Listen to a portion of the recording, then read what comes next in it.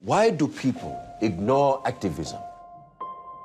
Because they feel that they, as one person, have no power. We must make them feel that they are being heard. Starting with its very well-watched New Edition biopic miniseries earlier this month, BET is intent on making some very big moves this year. And none may be bigger or more telling than its three-part, 6-hour Nelson Mandela saga, Madiba, which, while flawed, is epic in its proud motivation of revealing what real leadership is, and well worth watching. Though you might want to DVR the Laurence Fishburne-led miniseries over its 3-week run and binge it in one go this Black History Month.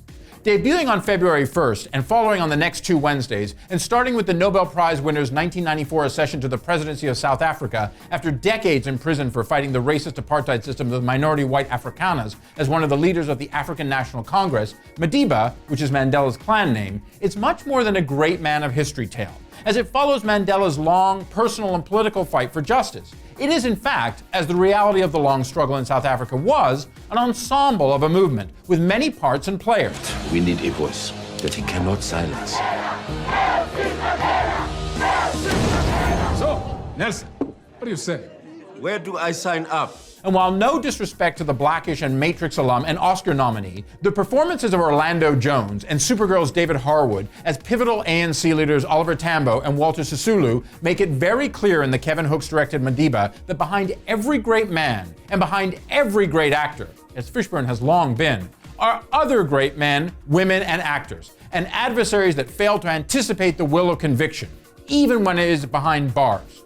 While past Mandela projects like the Morgan Freeman and Clint Eastwood's 2009 pick Invictus and the Justin Chadwick-helmed and Idris Elba starring Mandela Long Walk to Freedom from 2013 have centered mainly on the man, who sadly left us in late 2013, once it gets past a clunky voiceover-heavy backstory, Madiba aims for the head and heart of the many in a fight that turned violent on both sides, though the white-run and immoral South African government was far more the aggressor and torturer's instigator, as it tried to quell a rising wave of justice and saw many deaths, like those of Stephen Biko in 1977, which the miniseries touches on.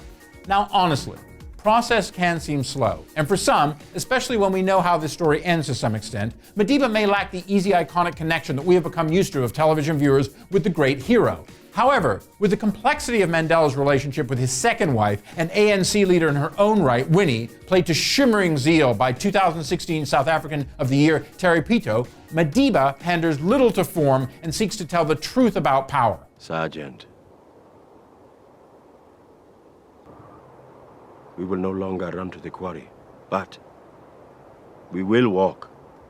And that is ultimately why you should watch it starting this week. Because as Madiba the Man and the miniseries makes clear, people do have the power in history if they keep their eye on the prize and put in the work. And here, BET does both this Black History Month.